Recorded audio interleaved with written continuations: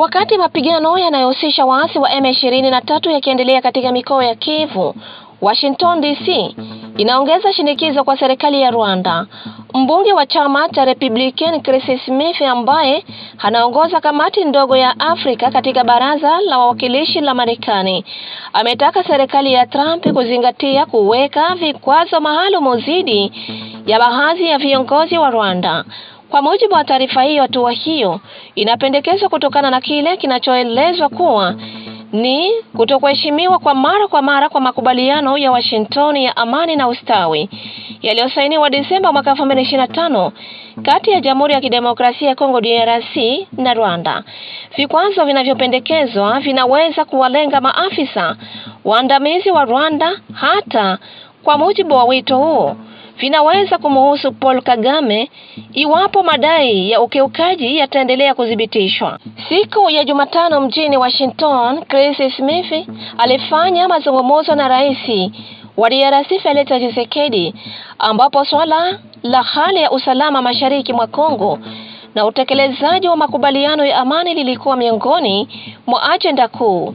Gavana wa Goma aliyechaguliwa chini ya uongozi wa M23 anajulikana kama Erastro ametangaza kuwa wakazi wa Goma wanapaswa kukusanyika katika uwanja wa Stade de l'Imete Ijumaa tarehe 6 Februari mwaka 2026.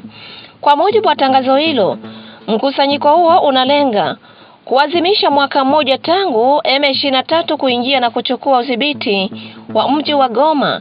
Aidha, inaelezwa kuwa katika hafla hiyo gavana huyo anatarajiwa kuwasilisha tathmini au taarifa ya miradi iliyotekelezwa katika kipindi hicho. Tangazo hili limeibua hisia mseto miongoni mwa wakazi, huku baadhi wakionyesha shauku ya kuhudhuria na wengine wakionyesha tahadhari kutokana na hali ya usalama na mazingira ya kisiasa katika eneo hilo. Katika eneo la hewa bora ya kwanza mkoa wa Kivu Kusini, mwanamume mmoja anayeshukiwa kuwa mpelelezi wa M23 AFC wanaodaiwa kuungwa mkono na Rwanda amekamatwa na wananchi. Kwa mujibu wa taarifa za awali kutoka kwa wakazi wa eneo hilo, mtumiwa alidaiwa kujifanya mtu mwenye matatizo ya akili ili kuficha utambulisho wake na harakati zake. Wananchi walimtilia shaka na kumkamata kabla ya kumkabidhi kwa vyombo vya usalama kwa uchunguzi zaidi. Mamlaka zimekumbusha wananchi kuepuka kujichukulia sheria mikononi na kuwakilisha washukiwa kwa vyombo vinavyohusika ili kuhakikisha haki na usalama kufuatwa kwa mujibu wa sheria. Harakati ya kiraia Machozi ya Raia imetoa tahadhari kwa umma na mamlaka husika kuhusu hali inayozidi kuwa mbaya ya usalama katika mji wa Kamituga.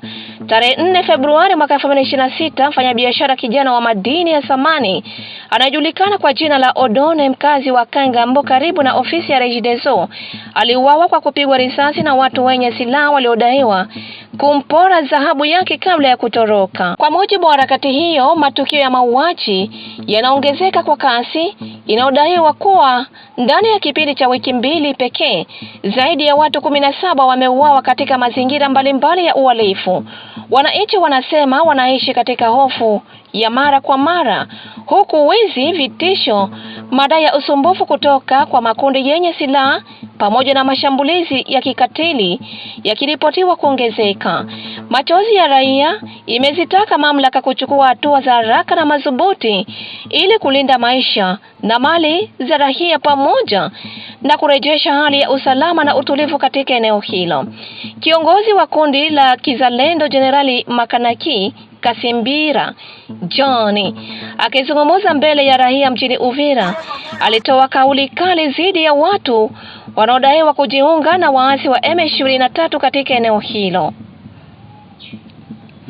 Katika hotuba yake alisisitiza msimamo mkali dhidi ya wanaotuhumiwa kushirikiana na kundi hilo, akitaja kama ni usaliti. Na wale wote mapagani tunawasamehe wabaki na imani ya Yesu. Tuwe pamoja. Unaona? Watu walijitupa sana mweme M23. Hawakujua siri yene Mungu alifanya Uvira. M23 lililia sana Uvira. Na sema zalendo tukakosa viwerewere, tukakosa upendo. Mungu akasema angalia hapa. biko napigania mifupa na minofu iko. Unasikia? Biko wanapigania minofu nani mifupa na minofu iko. Mungu akasema mweye viwerewere mweye. Ndabatosha kwanza humu muyue kama nindo mwenye mamlaka. M23 nayo inalilia Uvira sana. Ionje tu tena nayo itoke. Mungu sasa huyu. Ikapata mkeke. M23 ilifika sie mbango ya drone. Drone ilikuwa magari. Unaona vile Mungu alifanya? Mungu alisema acha niwashitule na drone sasa. Bakaleta drone. Ikatuki kada ndani wapi? Ikale. Unasikia? Nabo wakaingia hapa. Kufika hapa Mungu akawaonjesha. Kwanza makutambe mkeke pia hapa. Hakuna.